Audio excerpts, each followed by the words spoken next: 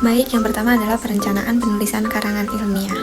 Jadi, di dalam karya ilmiah itu bisa disusun berdasarkan metode ilmiah yang menyajikan suatu topik secara sistematis dan dilengkapi dengan data dan fakta yang ada, dan menggunakan bahasa yang khas. Jadi, tidak semua karya tulis bisa disebut sebagai karya ilmiah.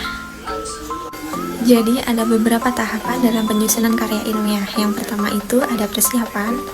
Dalam tahap persiapan dilakukan pemilihan topik atau masalah, penentuan judul, dan pembuatan rangka karangan.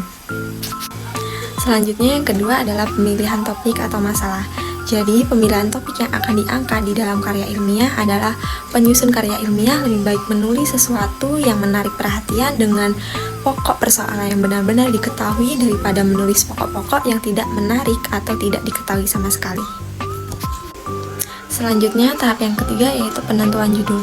Penentuan judul karya ilmiah dapat ditempuh dengan melontarkan pertanyaan, masalah apa, mengapa, bagaimana, di mana, dan kapan. Tentu saja tidak semua pertanyaan itu harus digunakan pada penentuan judul. Tahap yang keempat itu ada pembuatan rangka karangan. Penyusunan rangka pada prinsipnya adalah proses penggolongan dan penataan berbagai fakta yang kadang berbeda jenis dan sifatnya menjadi kesatuan yang berpautan. Yang kelima itu ada pengumpulan data.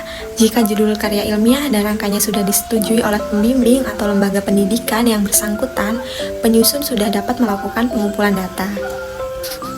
Yang keenam ada pengorganisasian dan pengonsepan. Penyusun harus menggolongkan data menurut jenis, sifat, dan bentuk. Penulis menentukan data mana yang akan dibicarakan kemudian. Dan yang ketujuh ada pemeriksaan. Jadi sebelum mengetik konsep, penyusun memeriksa dahulu konsep tersebut. Tentu ada bagian yang tumpang tindih atau ada penjelasan yang berulang-ulang. Dan yang terakhir ada penyajian. Dalam mengetik naskah, penyusun hendaknya memperhatikan segi kerapihan dan kebersihan. Penyusun memperhatikan tata letak unsur-unsur dalam karya ilmiah tersebut. Baik, materi yang kedua yaitu praktek menulis kreatif, pengembangan topik, karangan eksposisi, argumentasi, narasi, dan deskripsi. Jadi, menulis kreatif dapat dikatakan sebagai ekspresi cara berpikir dalam menuangkan ide atau gagasan yang tidak biasa, sehingga mampu dituangkan menjadi karya yang berbeda. Menulis kreatif bisa menjadi cara baru dalam melihat sesuatu yang memadukan kecerdasan dan imajinasi, dan perpaduan itulah yang menjadi ciri khas dalam menulis kreatif. Yang pertama adalah karangan dalam pola eksposisi. Jadi, karangan dalam pola eksposisi adalah jenis karangan yang bertujuan untuk memaparkan, menguraikan, atau menggambarkan suatu hal atau konsep secara terperinci. Yang kedua adalah karangan dalam pola argumentasi. Jadi, jenis karangan ini bertujuan untuk menyajikan pendapat penulis tentang suatu topik tertentu, serta memberikan alasan dan bukti yang mendukung pendapat tersebut. Yang ketiga yaitu karangan dalam pola narasi. Karangan ini bertujuan untuk menghibur pembaca dengan cerita yang menarik dan menggugah imajinasi mereka. Dalam paragraf narasi terdapat 3 unsur utama yaitu tokoh-tokoh, kejadian, dan latar ruang atau waktu. Dan yang keempat adalah karangan dalam pola deskripsi, yaitu jenis karangan yang bertujuan untuk menggambarkan secara detail suatu objek, tempat, kejadian, atau orang. Materi ketiga yaitu kerangka karangan outline. Jadi menurut bahasa, outline adalah kerangka, regangan, garis besar, atau guratan. Kerangka karangan dapat disusun dengan berbagai format, namun secara umum terdiri dari 3 bagian utama yaitu pendahuluan, isi, dan penutup. Terdapat beberapa jenis kerangka karangan yaitu yang pertama kerangka karangan topik. Kerangka karangan ini hanya memuat poin-poin utama dari karangan. Yang kedua adalah kerangka karangan kalimat. Kerangka karangan ini memuat kalimat-kalimat singkat yang mewakili poin-poin utama dari karangan. Dan yang ketiga adalah kerangka karangan alinea. Kerangka karangan ini memuat alinea-alinea singkat yang mewakili poin-poin utama dari karangan. Dari yang keempat yaitu ada kutipan. Jadi kutipan merupakan suatu gagasan, ide, pendapat yang diambil dari berbagai sumber. Proses pengambilan gagasan itu disebut mengutip. Adapun fungsi penulisan kutipan yaitu untuk memberikan penjelasan tambahan tentang suatu masalah yang dikemukakan dalam teks atau untuk menjelaskan definisi istilah secara cermat. Adapun jenis-jenis kutipan, yang pertama kutipan langsung. Kutipan langsung dapat digunakan untuk menunjukkan bahwa kita mengutip sumber asli secara tepat dan jujur. Selanjutnya untuk menyampaikan makna dan nada sumber asli dengan cara yang tidak dapat diubah oleh parafrase atau ringkasan.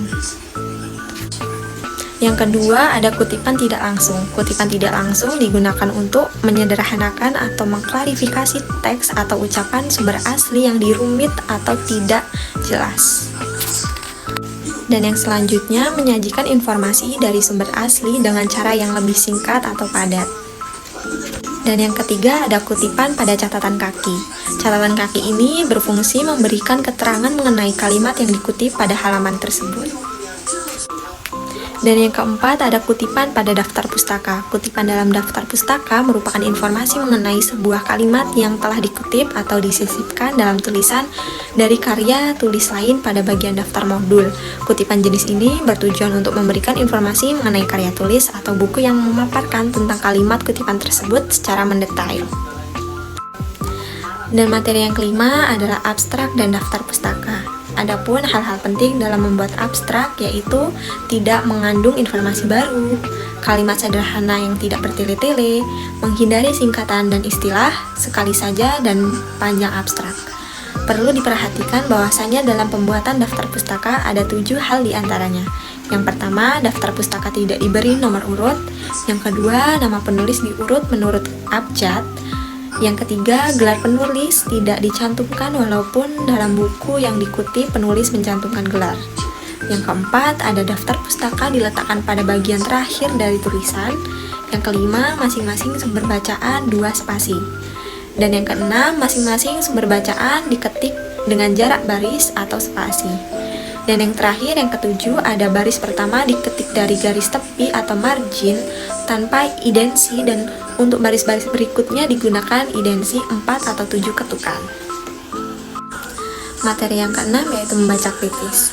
Nah, dalam membaca kritis, metode yang digunakan yaitu dengan metode SQ3R. Metode SQ3R merupakan metode yang paling baik dan efektif untuk membaca kritis.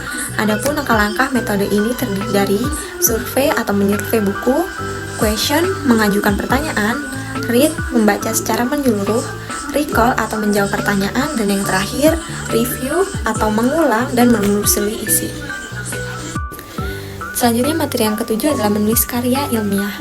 Untuk kerangka karya ilmiah secara keseluruhan sejak lembar pertama secara umum bentuknya yaitu adalah yang pertama judul, selanjutnya ada kata pengantar, yang ketiga ada abstrak, selanjutnya ada daftar isi atau pendahuluan, yang kelima adalah latar belakang masalah, yang keenam rumusan masalah, yang ketujuh ada tujuan dan manfaat, yang kedelapan ada metode penelitian, yang kesembilan ada tinjauan pustaka, yang ke-10 hasil dan pembahasan, yang ke-11 ada penutup, yang dilanjutkan dengan simpulan, saran, dan daftar pustaka. Dan yang terakhir materi ke-8 yaitu sikap bahasa dan penggunaan bahasa. Jadi pengaruh sikap berbahasa terhadap efektivitas komunikasi antar individu dalam berbagai konteks kehidupan. Yang pertama itu ada komunikasi interpersonal. Jadi sikap berbahasa yang positif seperti sikap yang sopan, menghargai, dan terbuka dapat meningkatkan kualitas komunikasi interpersonal. Yang kedua ada komunikasi profesional. Komunikasi yang profesional memerlukan penggunaan bahasa yang jelas, tata bahasa yang benar, dan sikap yang hormat satu sama lain. Selanjutnya ada komunikasi dalam pendidikan. Sikap bahasa yang positif dari guru dan siswa dapat mempengaruhi efektivitas proses pembelajaran. Dan adapun komunikasi antar budaya. Jadi individu perlu memahami beberapa budaya dalam penggunaan bahasa serta memperhatikan norma-norma komunikasi yang berlaku dalam budaya tersebut. Dan yang terakhir ada komunikasi digital. Jadi sikap berbahasa yang positif dalam komunikasi digital dapat mengurangi resiko konflik dan meningkatkan kualitas interaksi sosial. Adapun pentingnya penggunaan bahasa yang tepat dalam interaksi sosial, budaya, dan profesional. Yang pertama adalah menghormati orang lain, yang kedua mencegah kesalahpahaman, dan yang ketiga mendukung kolaborasi yang sukses. Serta yang terakhir adalah mencerminkan profesionalisme dan mempertahankan norma sosial dan budaya. Baik, itu tadi penjelasan yang bisa saya jelaskan. Bila ada salah kata atau salah dalam berucap, saya mohon maaf dan saya ucapkan terima kasih.